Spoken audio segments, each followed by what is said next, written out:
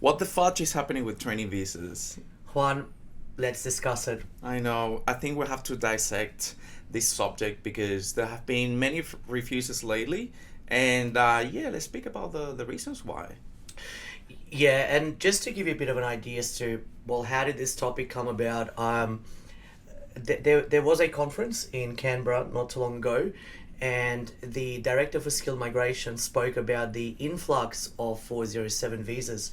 Specifically, it was mentioned that 407 visas are up by 400%. Wow, 500% wow, lodgements. that is a big number. Yeah, it is a big number, but what also is happening is because now the processing times have gone up, so the Department of Home Affairs is looking at these applications at a much closer level of view. So what I wanted to talk about is, well, what the fudge is going on with these visas and how do we minimize refusals? Yeah, absolutely. And I think it's good because this visa is actually very convenient. It's one of my favorite visas to advise because it gives the opportunity for the applicant to work full time while undertaking the training. But I think the department lately it's looking closely at certain elements, and it is good to tip around like what's happening and how to Yeah. avoid those refusals. So what's a training visa? If let's say I was a client and you're advising me on a training visa, so to a lay person, why would you use a training visa over, say, a skills in demand visa? Well, a training visa is great because it gives the opportunity for the person to do on the job training. So when the person is lacking some skills or there is a gap in between the required level of qualification and knowledge, this visa gives the opportunity of the applicant to go on a training plan. So if I understand it correctly, the person actually has the qualifications, Yeah. and you could say that they're skilled, but they might need to enhance their skills. Yes, that's So right. so it wouldn't be designed for someone who basically doesn't know how to do their job. And in fact, generally speaking, the applicant needs to have at least 1 year of experience for them to qualify for this visa. So yeah, it is for people that they know what to do, but at the same time, they need training and on-the-job training to enhance their skills. Yeah. So I suppose it would be maybe like a chef that needed to um, obtain certain culinary skills. Yeah. Would that be a good example? Absolutely, or perhaps do some tasks that are a little bit more advanced, and they want to go to the next level, still as a chef, but on upper skills. Maybe a sous chef or a head chef. Exactly, training Yeah. junior chefs, etc. Yeah, yeah. Okay. No, I think that's really helpful to understand, because when I hear the word training, I sort of assume that the person is a trainee, which they are, but that also has a different connotation depending on how you look at it. You've got interns and things like that. So I think it's important to understand that it is designed for a skilled individual. Okay, now that's really helpful. And I suppose this is where it creates a problem. You've got a skills in demand visa, which carries a very similar requirement, meaning that the person's occupation needs to be on the list, and as in the consolidated skilled occupation list. And also, they need to have 12 months of experience. Now, you've mentioned that training visas also need 12 months of experience. So, I suppose as a Department of Home Affairs, if I was working there, how would I decide whether the training visa program is more appropriate than the other? And that's where the refusals are happening. Absolutely. So with the refusals, what have we been seeing? What's been happening with these refusals? So lately, the department is looking at something really interesting. This is one of the main things that prompt us to do this episode is genuine temporary criteria. So that's something actually we didn't think much before. Well, it's interesting because when you look at the regulations around genuine temporary criteria, it's one sentence. The applicant is it using this program for the purposes of temporary stay. So there's no real instructions as to what that means. I suppose if you wanted to do a whole legal analysis or what's genuine temporary entry criteria, it's being in Australia for less than 5 years. But we've been in the business for quite some time and we would never have to address it. But what's happening at the moment is that The temporary activity sponsorship, if there is an issue with it, so when I say an issue, let's say, for example, financial statements are not signed, or maybe the financial statements don't match with what the accountant's letter says. Say the accountant's letter refers to financial report, but you lodge BAS statements. So that gets refused. No Section 56, and then the nomination gets administratively finalized. I know that's a concept that I actually learned not too long ago. Yeah. When discussing all these refusals. Can you tell us a little bit about that? Like the administrative finalized. Okay, so with the 407 visas, essentially the short answer is it's the way that the regulations work. The nomination is linked to the sponsorship, and that doesn't happen with skills in demand visa, meaning that if the if the standard business sponsorship is refused, nothing happens with the nomination. As in, it's in jeopardy, but you can still lodge a new standard business sponsorship. When a temporary activity sponsorship is refused, the regulations say that if there's no sponsorship, the nomination is finalized, meaning it is no longer subject to Section 56 assessment, and it is no longer subject to Section 338 review. Wow. So essentially, it's sort of, it goes dormant, Yep. if you want to call it that. And that then creates a problem because what happens is you don't have a nomination in place. Yeah. And the visa is left on its own. There's no sponsorship, no nomination. And the case officer can then look at the application and say, well, there's no sponsorship, there's no nomination, so therefore I can make a valid decision to state that this applicant doesn't intend to stay in Australia as a genuine temporary entrant because there's no other documents that I can rely on, such as the nomination, to demonstrate why this visa was applied for. So it's a bit of a legal sort of issue, and that visa gets refused. Wow. And the problem with that is that there's no review rights. Oh my god. So Yeah. what happened next? Well, we've been contacted by a number of our own clients, individuals as well, that have been in this particular situation. The bottom line is, if you've lodged a temporary activity sponsorship and that was refused and the nomination was administratively finalised, there's no review rights for the visa. That's the short answer. So you wouldn't be able to lodge an application with the ART. So I suppose what needs to happen is we need to look to see, well, how do we mitigate the refusals? Absolutely. So we now need to rewind back to temporary activity sponsorship. What's the main requirement for a temporary activity sponsorship? Well, I guess, Ross, similar to an SBS, the business has to demonstrate financial viability. They have to demonstrate that they will have the capacity to take on board the person, and that's basically it. And So- adverse information as well. No and adverse information. Yeah, exactly. So I think that's one of the. You know where I'm coming from. Yeah. Waterfalls. exactly. So no adverse information, Mm. and actually and lawfully and actively operating. So these are the two requirements. Yeah.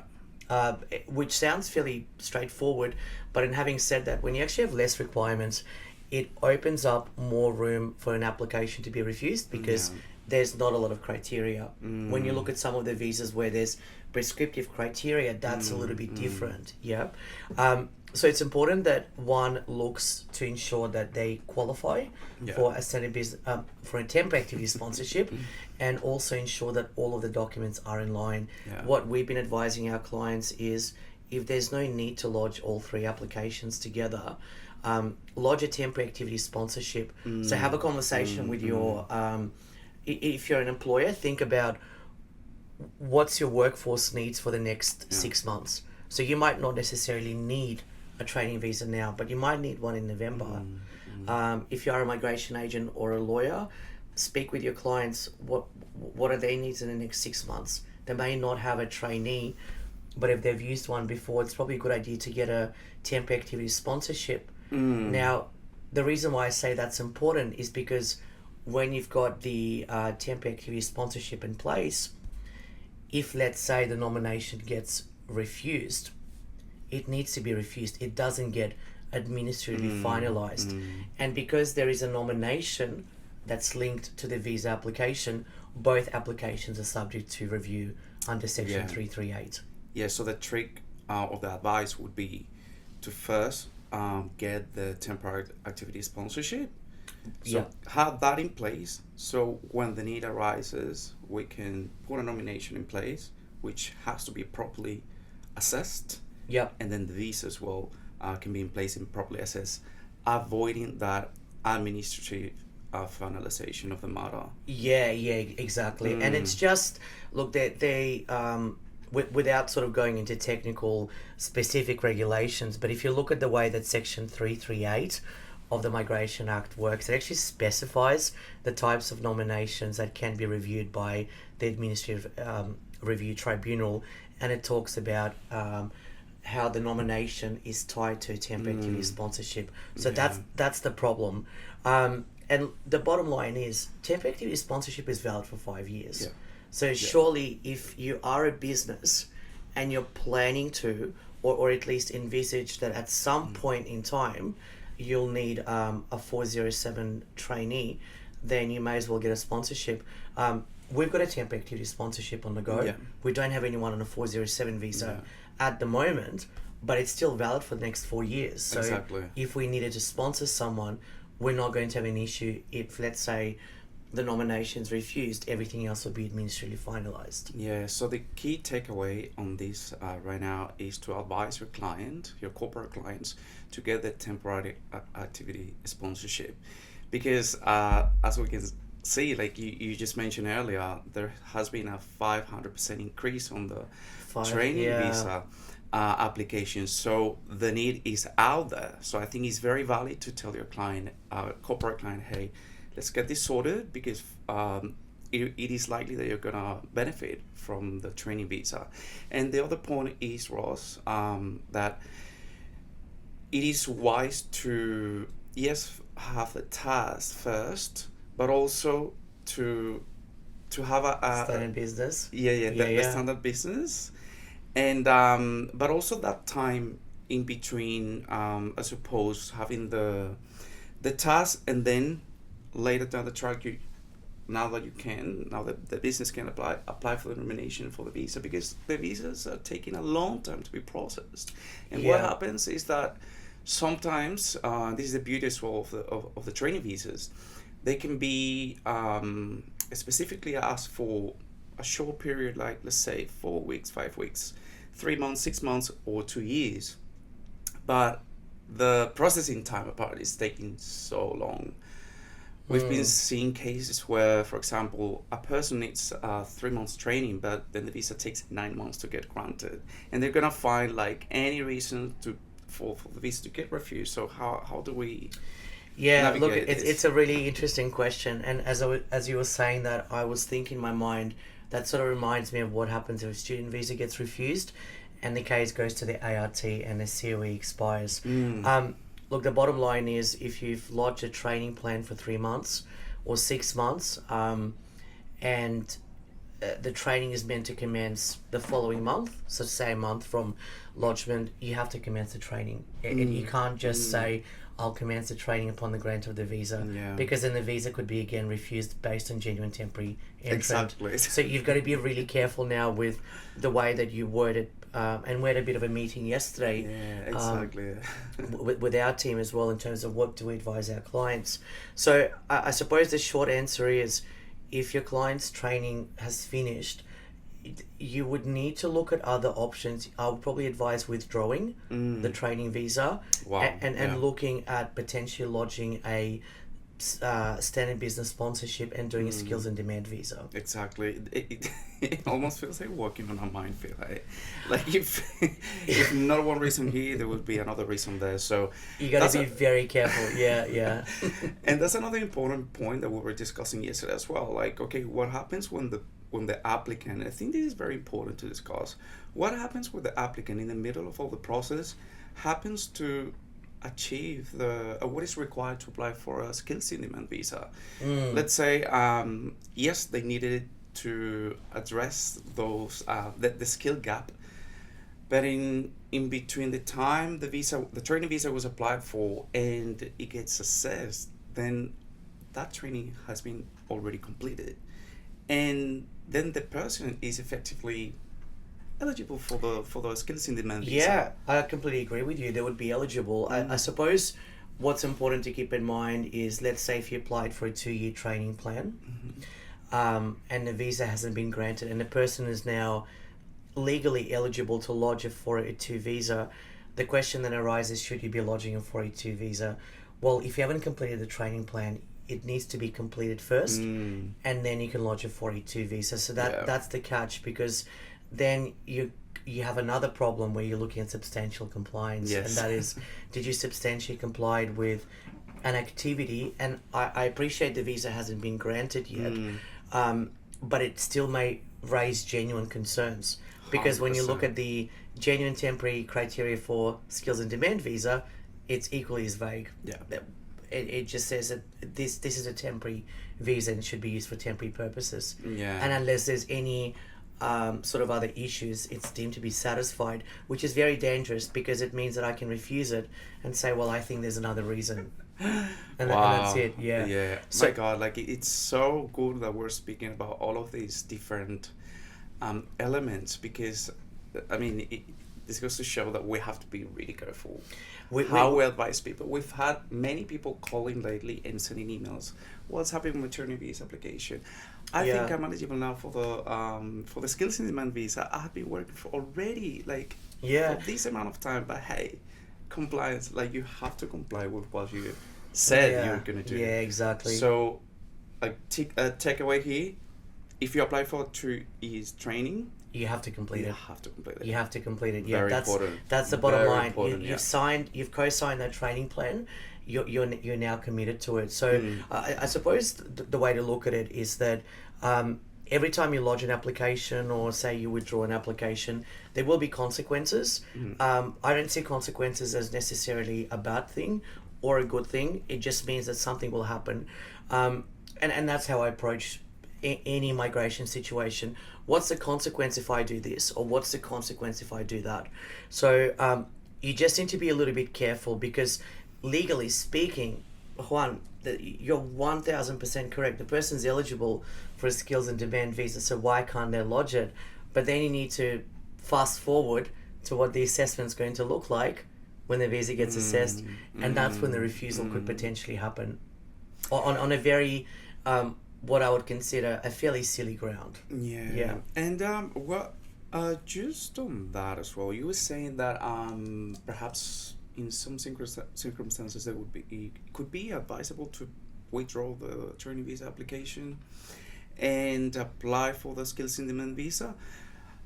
Would that apply to any situation in specific, or would you say when the training visa or the training plan was designed to be 6 months, 1 year, a year and a half, 2 Yeah. years, does that matter? What do you say on that? Well, I think what's really important is, it's important to, let's say if you are a migration agent or a lawyer, have a look at your current caseload. If it looks like the training plan's about to finish, this is where you need to have a conversation with your client and advise them to withdraw. The bottom line is, if you don't have a training program, you can't start something that already should have been finished.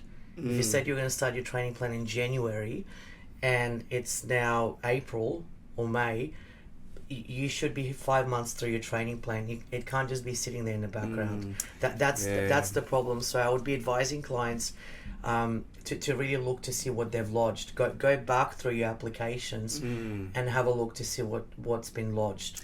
Absolutely. I think another conclusion that I can think of is evaluate very well what is the actual need of the client. What I'm trying to say is like how long the training can be designed for. Yeah. Because then, like, I guess you would avoid the situation of like, oh, you apply for the 2-year training plan and perhaps the person needed a shorter time. Yeah.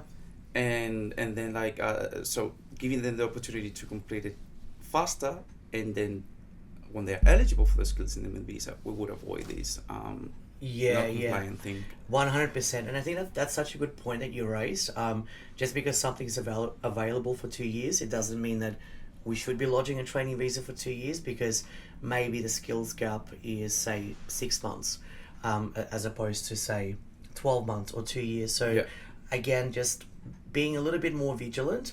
And I'm not saying that we're not. It's just this is what's happening with the Department of Home Affairs, and we need to be more vigilant than we normally would be. And another tip that I would probably give is, let's say if you are an employer, consider applying for a standard business sponsorship as well. Now, that might sound a little bit left field, but the problem, so the way Home Affairs sees it at the moment is that training visas may or may not be used to circumvent SID visas.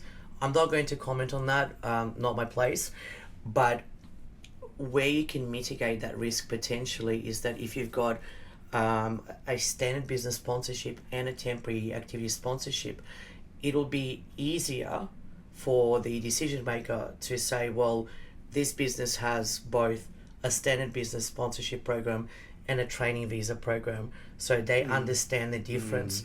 Because I suppose it is difficult to argue that you understand that this is meant to be just for training, but you don't actually have a proper, not proper, you don't have a work permit or work facility. So that could potentially be another avenue Yeah. that may help. Yeah, And again, this is absolutely. not something that you'll find in the policy. This is not something that the department's going to make a press statement on, but you need to think laterally. You know, why are these visas being refused? Well, interestingly enough, the SID visa has been introduced. There's no longer short-term list, so the fees have doubled for all occupations that were on the short-term list. We then see, coincidentally, an increase in 407 visas. I've had employers, without sort of naming them, that would say, you know, we can't afford to pay 73,000, Yeah. and Yeah. when it goes to 76,000, the CSIT, that would just not work. So, look, the bottom line is, it's a business decision, but maybe there are cases where perhaps training visas are being used for work, which you can do on a 407 visa, but the primary purpose should always be that you're enhancing one's skills. So having a standard business sponsorship facility may create that additional reassurance Yeah. that the business understands the difference between the two programs. There's a very good line to put on those cover letters when you apply for the visa, hey? Yeah. Like, specifically say the business understands The difference, the yeah. difference in between the TAS and the SBS, and for this instance, you know, we have identified that training visa is the best avenue for the client. Exactly. That's yeah. actually really good. Yeah, Very yeah. good trick, yeah. What would you say? Sorry, let me just grab my coffee. Coffee break. Okay. So let's say, for example, you've got training visas that are lodged at the moment, and there's no GTE statement that's been uploaded with the application. Should I be worried? Yes, yes, absolutely. I think I would definitely write a document, a cover letter explaining the GTE for these applications. Yeah. And addressing what we have just said. Like, the business clearly understands the difference in between these two avenues, and stress why the training visa has been selected. Yeah. And would you go into as much detail as, say, a student visa application when it comes to GTE? So the person, why the person needs a training visa, their personal circumstances. Yeah, absolutely. I would put all of that in place. And just to give an example, what we put usually in the application is the ANSCOM mapping, and Yeah. just establish where is the gap, and just take that, tie that to the GTE, because then that's going to justify why the person is going to stay in Australia for the time we're requesting. Yeah, yeah, exactly. And I think that that's a really good point that you've made. You're sort of tying the training plan into the GTE statement.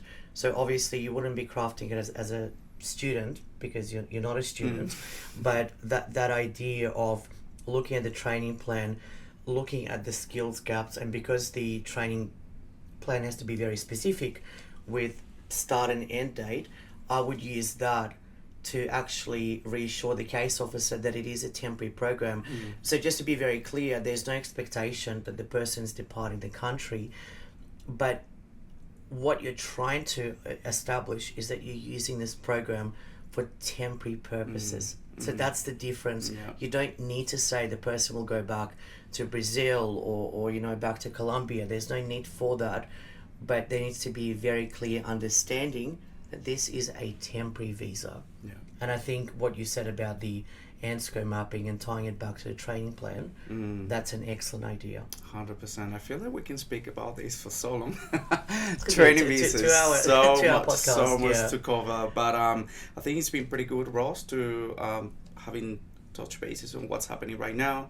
Yeah. Speaking about these tips to avoid the refusals, how to address the task, the need of the SBS and the task, considering the gaps in between the application and the processing times and the duration of the training plan. So I think there is a lot we have covered, and so yeah, I think let's do later another training visa because I love it. I love this subject so definitely. much. I'm sure there'll be updates, and I might just finish on this.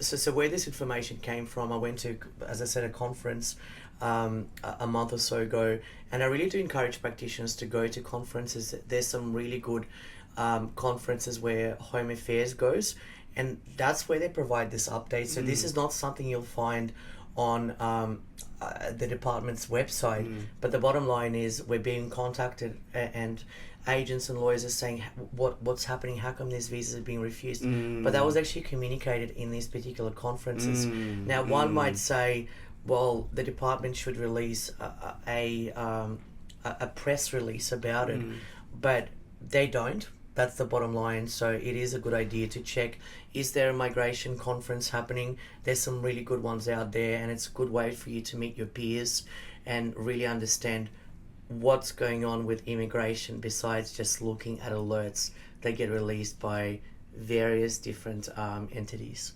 Absolutely. Excellent.